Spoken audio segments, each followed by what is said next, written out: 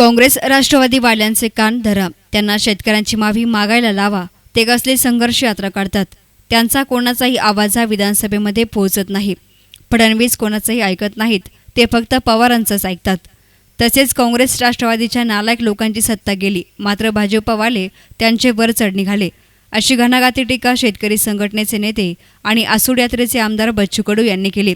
याप्रसंगी त्यांनी विरोधी पक्षनेते आमदार राधाकृष्ण विखे पाटील यांचा देखील खरपूस समाचार घेतला.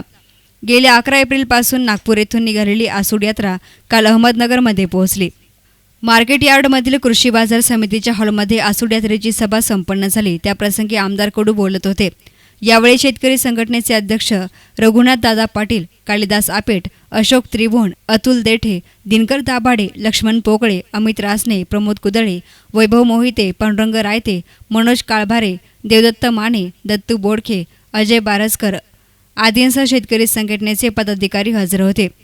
याप्रसंगी कडू म्हणाले की पवार हे अनेक वर्ष सत्तेमध्ये होते. त्यांनी 60 वर्षात शेतकऱ्यांसाठी कोणताही एक चांगला निर्णय सांगावा. त्यांना स्वामीनाथन आयोगाची एकही तरी ओळ लागू केली असती तरी शेतकऱ्यांचे थोडे तरी भले झाले असते. तसेच मोदींनी शेतकऱ्यांची तूर विदेशामध्ये पाठवता येणार नाही हेच पाहिलं.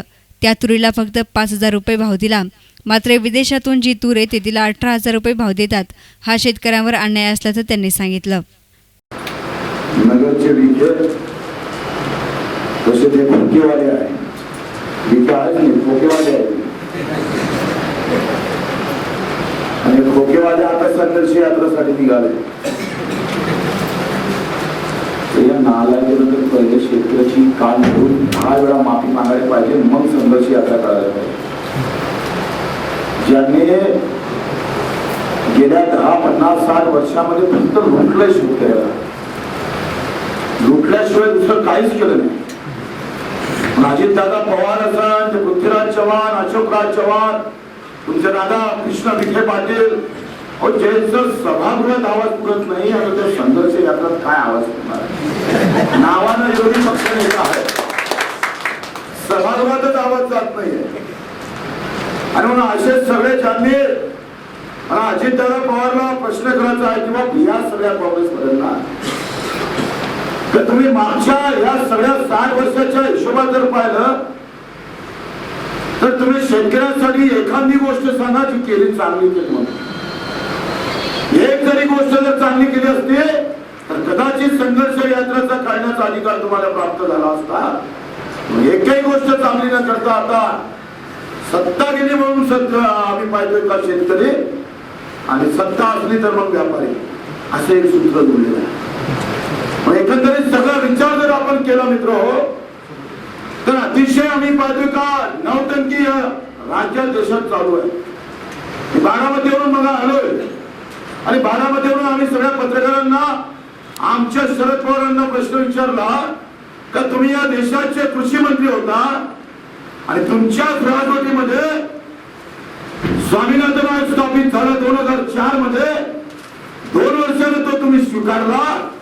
2 वर्षानंतर 2006 नंतर 12-13 पर्यंत तुमचे सरकार होतं. शरद पवारजी तुमच्या स्वामीनाथन मध्ये एक पहिली ओळ जरी मंजूर केली असती ना तरी आम्ही तुमचे पायी झालो असतो तुमच्याकडे. तसेच आमदार बच्चू कडू यांनी सचिनचा एकेरी उल्लेख करत कबूतराशी संभावना केली. सचिन तेंडुलकर नावाचं कबूतर मेलं काय आणि राहिलं काय असं विधान करून नको काढू साल्या रण, काय पाकिस्तान जिंकून आलाय असा सवाल त्यांनी केला. सचिनचे रण मोजणारे गल्लीपासून दिल्लीपर्यंत आहेत, मात्र शेतामध्ये आयुष्यभर ये-जा करणाऱ्या शेतकऱ्यांचे रण मोजायला कोणीच नसल्याचंही त्यांनी याप्रसंगी म्हटलं. अरे सचिन तेंडुलकरचे रण करणारी मोजणारी अवलाद गल्लीपासून तर दिल्लीपर्यंत आहे. मला बाप या दुर्याहून त्या दुर्यावर मावी माय इंधन जरी असलं, भूपण जरी असलं तर त्या माय माऊलीला या दुर्याहून त्या दुर्यावर बांधावून या बांधावून त्या बांधापर्यंत वृक्ष मानल्याशिवाय ती टिकते का? आयुष्यभर रण काढले, आयुष्यभर कष्ट करतोय.